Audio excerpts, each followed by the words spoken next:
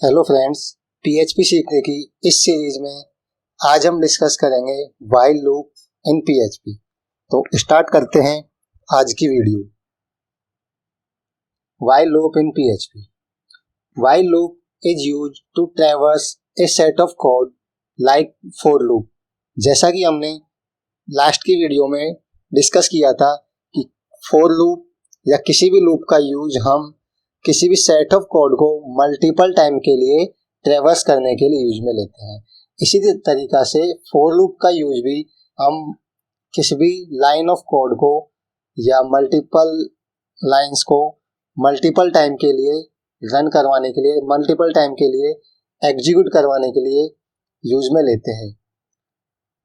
Second is while loop का use हम तभी करते हैं तब हमें नंबर ऑफ इटरेशंस पता नहीं होते हैं पहले से।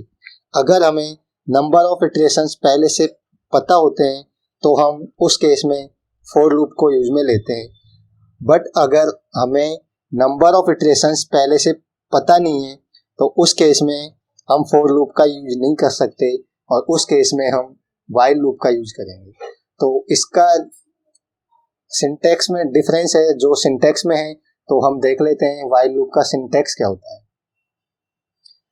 व्हाइल लूप का सिंटैक्स सबसे पहले व्हाइल कीवर्ड होता है और कीवर्ड के बाद में हम स्मॉल ब्रैकेट्स में कंडीशन डिफाइन करते हैं। जो कंडीशन हमें टेस्ट करनी होती है वो कंडीशन हम डिफाइन करते हैं व्हाइल कीवर्ड के बाद में, और उसके बाद में इन ब्रैकेट्स के बीच में हम अपना सारा कोड लिखते हैं जो हमें रन करना होता है।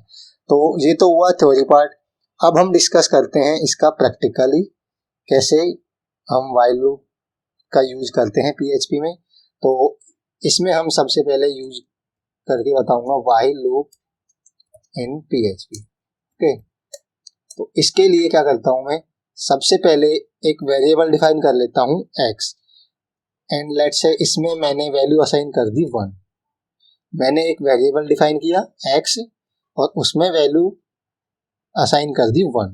ठीक है, तो अब मैं क्या करूंगा, व्हाइल लूप का जो सिंटैक्स है वो डिफाइन करूंगा, वो लिखूंगा। ठीक है, व्हाइल कीवर्ड और कीवर्ड के बाद में यहाँ पे हम डिफाइन करेंगे हमारी कंडीशन जो हमें टेस्ट करनी होगी। ठीक है, तो अभी के लिए मैं कंडीशन दे देता हूँ, let's say x is less than और इक्वल टू 5।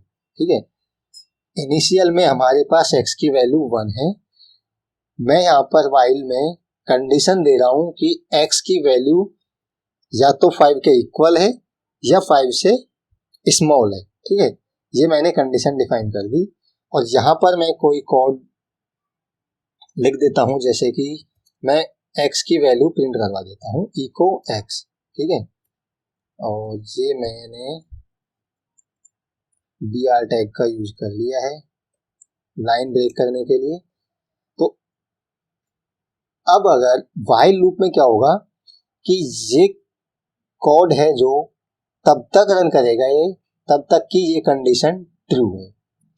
तब तक ये कंडीशन ट्रू होगी तब तक ये इस लाइन को एग्जीक्यूट करेगा या इस लाइन को रीड करेगा और रन करेगा और बार बार करता जाएगा तब तक कि ये कंडीशन फॉल्स नहीं हो जाती। ठीक है, जैसे ही ये कंडीशन फॉल्स होगी ये व्हाइल लूप से बाहर आ जाएगा, एग्जिट, और कोड एग्जिट हो जाएगा।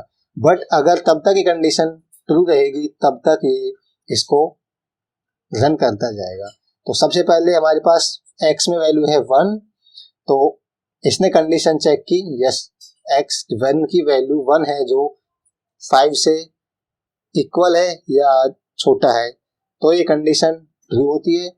तो ये इस लाइन को रन करेगा, एग्जीक्यूट करेगा और उसके बाद में हम करते हैं इंक्रीमेंट, x में इंक्रीमेंट कर देते हैं 1 से। ठीक है, तो ये हुआ हमारा कोड। अगर इसका अब हम आउटपुट देखें सेव करके, मैं इसको रिफ्रेश करता हूँ इसको, तो इसका आउटपुट आप देख रहे हैं इसने 1 to 5 प्रिंट कर दिया है।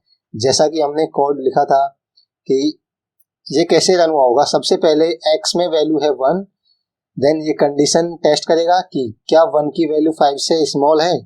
यस, अगर 5 से स्मॉल है तो ये कंडीशन ट्रू होगी। ये कंडीशन ट्रू होगी तो ये इस लाइन को रन करेगा जो कि 1 प्रिंट करेगा, ठीक है, ये 1 प्रिंट करेगा। उसके बाद x की वैल्यू में एक इंक्रीमेंट हो जाएगा, ठीक है, अब x की वैल्यू हो गई 2। तो अगेन ये वापस कंडीशन टेस्ट करेगा कि 2 5 से इक्वल है या लेस देन है, तो ये कंडीशन अगेन ट्रू होगी। तो अगेन ये इस लाइन को एग्जीक्यूट करेगा और प्रिंट करेगा 2, एंड फिर अगेन ये x में 1 इंक्रीमेंट करेगा और तब तक ये रन होता जाएगा, तब तक की ये कंडीशन ट्रू होती जाएगी, ठीक है। जैसे ही ये कंडीशन 5 के बाद 6 होगी, x की वैल्यू 6 होगी, तो जैसे ही ये x की वैल्यू 6 होगी तो ये कंडीशन फॉल्स हो जाएगी, ठीक है।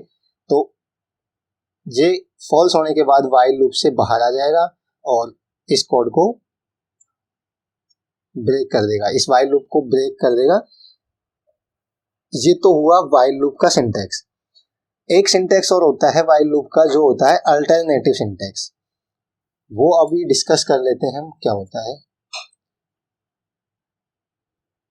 ये तो हुआ इसका जो स्टैंडर्ड सिंटैक्स होता है, ठीक है। वाइल लूप में हम इन दो कर्ली ब्रैकेट्स को अगर ना भी यूज करें तो इसका सिंटैक्स क्या होता है, यहाँ पर कर्ली ब्रैकेट लगाते थे हम पहले, उसके जगह उसके स्थान पर हम यहाँ पर डबल डॉट्स ये लगा सकते हैं, ठीक है। और क्लोजिंग कर्ली ब्रैकेट्स के जगह यहाँ पर हम ये लगाते थे, इसके जगह हम एक कीवर्ड होता है एंड वाइल, ठीक है, एंड वाइल कीवर्ड ये लगा सकते हैं। ये PHP में वाइल लूप का अल्टरनेटिव सिंटैक्स होता है। क्या, यहाँ पर दो ब्रैकेट्स, ओपनिंग कर्ली ब्रैकेट और क्लोजिंग कर्ली ब्रैकेट्स, इनके जगह हम डबल डॉट्स एंड ये कीवर्ड एंड वाइल लगा सकते हैं। ये इसका अल्टरनेटिव सिंटैक्स है। अगर मैं इसको अब रन करवाऊंगा तो इसके आउटपुट में कोई चेंज नहीं आएगा, इसका आउटपुट सेम रहेगा, ठीक है। तो ये हुआ, हमने इस वीडियो में डिस्कस किया है वाइल लूप को कैसे यूज करते हैं और इसका अल्टरनेटिव सिंटैक्स क्या होता है। तो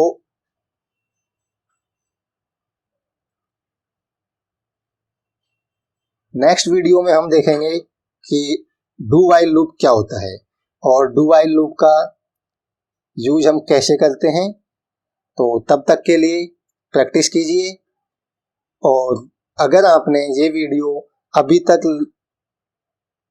लाइक नहीं किया है तो इसको लाइक कीजिए और चैनल को सब्सक्राइब कीजिए ताकि आप सारी वीडियोस को देख पाएं। Thank you.